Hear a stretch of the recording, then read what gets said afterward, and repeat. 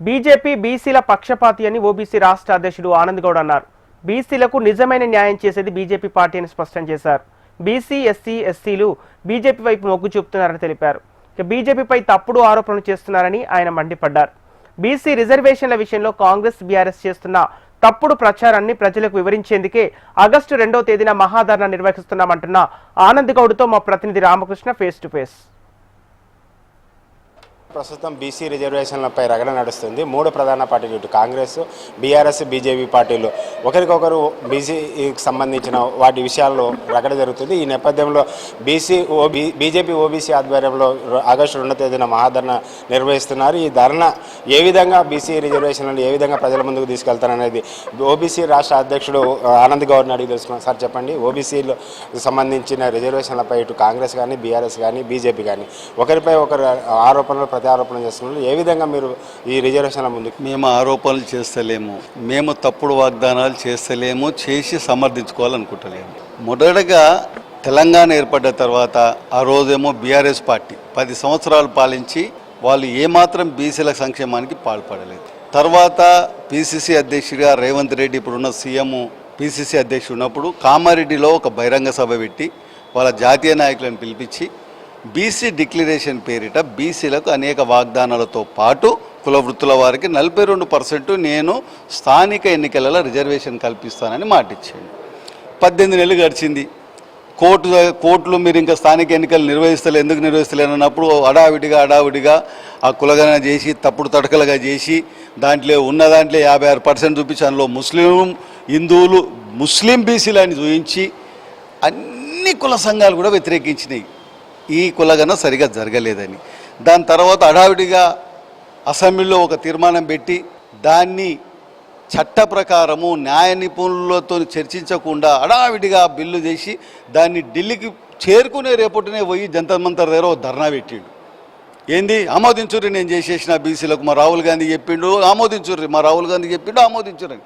అది చేసినాక చాలామంది అన్నారు, అయ్యా నువ్వు పద్ధతి ప్రకారం వాడికి పంపించలేదు, గవర్నర్కి పంపించలేదు, నువ్వు ఏం చేయకుండా చేయని తొందరపడి ఉరుకుతున్నావు, చిన్నపిల్లల ఆటలేగా అని చెప్పగానే మళ్ళీ దాన్ని గవర్నర్కి పంపించి దాన్ని 9వ షెడ్యూల్లో చేర్చి మీరే చేయండి అంటు. మేము మొన్న రామచంద్రరావు గారు కూడా ఏం చెప్పాడంటే మీరు చేసేది ఒక పద్ధతిగా చేస్తే చట్టాల ముందు పార్లమెంట్లో కూడా అది ఆమోదం పొందితే బీసీలకు న్యాయం జరుగుతుంది. మీరు తొందరపాటు చేసి దాన్ని ఎవరి మీదనో నెపం నెట్టి బీసీలకు అన్యాయం చేయాలనుకుంటున్నారు. కాబట్టి ఇది తప్పుడు పద్ధతి అని మా అధ్యక్షుడు చెప్తే దాన్ని కూడా బీసీ వ్యతిరేకి బీజేపీ అని గ్లోబల్ ప్రచారాలు చేయడానికి ప్రయత్నం చేశారు. ఆ విషయాలన్నీ దృష్టిలో పెట్టుకొని 10 సంవత్సరాలు మోసం చేసిన కవితనేమో నేను 72 గంటలు ఇంద్రపార్క్లో కూర్చొని బీసీలకు న్యాయం చేస్తుందంట. వాళ్ళ నాయన దగ్గరనే రాజ్యం ఉండి చట్టం ఉండి చేయడానికి అవకాశం ఉన్నప్పుడు దాని గురించి ఒక్కరోజు మాట్లాడలే. ఆమె వేరే దందలలో తిరుగుకుంటూ చేరింది, ఏదో బిజినెస్లు లిక్కర్ బిజినెస్లు అని తిరుగుకుంటూ చేరింది. హరీష్ రావు ఏమో అప్పుడు బీసీలకు జ్ఞాపకం రాలేదు, ఇప్పుడు ఆయన బహిరంగ సభ పెడతానంటాడు, ఈమె దీక్ష చేస్తానంటాడు, ఈయననేమో ఢిల్లీలో పోయి చేస్తానంట. అరే నాయన, తెలంగాణ రాష్ట్రంలో నువ్వు నీ నిజాయితీ నిరూపించుకో, అందరిని విలువ, అఖిలపక్షాన్ని విలువ.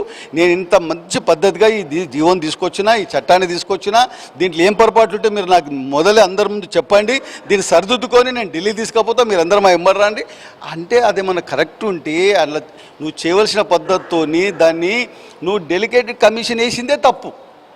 ప్రతిదీ తప్పు చేసి ఆ తప్పులో మా బీజేపీని ఇరికిచ్చి మేమేమో చేస్తలేమని మేము చేసినట్టు నువ్వేం చేసినావు?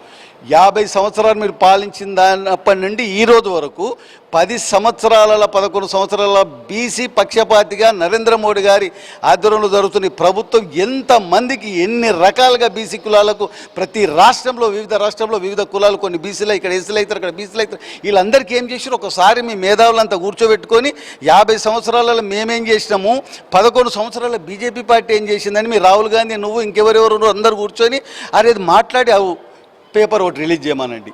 మేము 50 సంవత్సరాలు ఇంత చేసినాం, మీరు 11 సంవత్సరాలు ఏం చేయలేదను. నువ్వు 50 సంవత్సరాలు చేయింది, మేము 11 సంవత్సరాలు 90% బీసీలకు అనేక పథకాల ద్వారా అనేక ఎంపీ సీట్లు కానీ, ఎమ్మెల్యే సీటు కానీ, ప్రధానమంత్రి సీటు కానీ అనేక ప్రభుత్వ పరంగా రావాల్సిన హక్కులను కూడా వాళ్ళకి కలిగిస్తున్నాము. విద్యార్థులకు కలిగిస్తున్నాము, కులవృత్తులకు కలిగిస్తున్నాము, రాజకీయంగా కలిగిస్తున్నాము, విద్యాపరంగా కలిగిస్తున్నాము.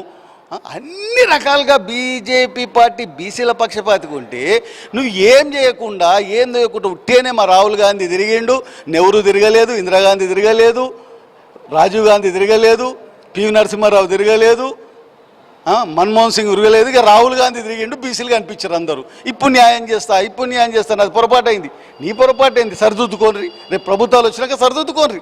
ఇప్పుడైతే ఎక్కడ ఉన్నదో పద్ధతి ప్రకారం చేయండి, పంచాయతీరాజ్ చట్టం ప్రకారం మీకు చేసే హక్కు ఉన్నది రాష్ట్రంలో, చేసి ముందుకు పోండి. అప్పుడు కోర్టులు అదుకుంటే నేను చేసిన చట్ట ప్రకారం చేసిన ఇలా తప్పు కోర్టులు అనే కదా, నువ్వు ఏ ప్రకారం తప్పు చేసినా కోర్టు చెప్తుంది, చేయలేదనుకో ఆమోదిస్తుంది, తప్పేముంది.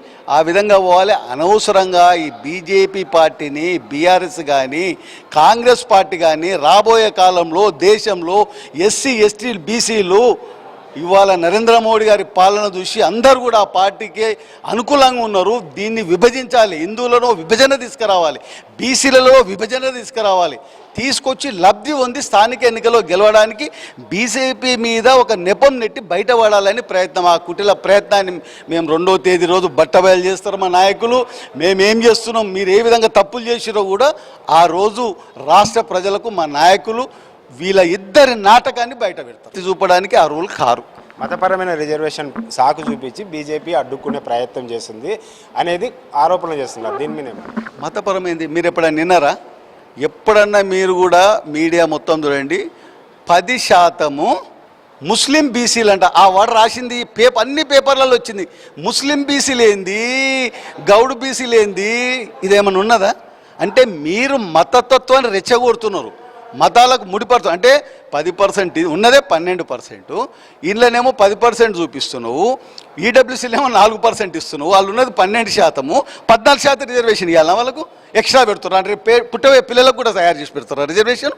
అంటే ఎక్కువ వాళ్ళతో జనాభా పెరుగుతుంది కాబట్టి మాకు రాబోయే కాలంలో కూడా కావాలని పెడుతురా. ఏంది అర్థమేముంది అలా?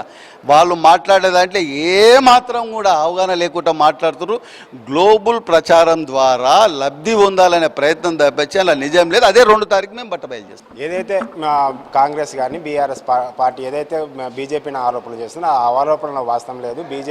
బీజేపీ బీసీ పక్షపాతిగానే వ్యవహరిస్తుంది. బీసీలకు న్యాయం చేయాలనేది మేము ముందుకు పోతున్నాం. ఏదైతే బీఆర్ఎస్ కాంగ్రెస్ పార్టీ ఏదైతే కేంద్రంపై నెట్టాడేందుకు ప్రయత్నం చేస్తున్నా అబద్ధాల సాక్ష్యాలు చెప్తున్నా. రేపు 2వ తేదీ జరిగే సమావేశంలో స్పష్టంగా చేస్తామని ఆనంద్ గౌడ్ చెప్తున్నాడు. కెమెరామెన్ నరేష్తో రామకృష్ణ, HM TV, హైదరాబాద్.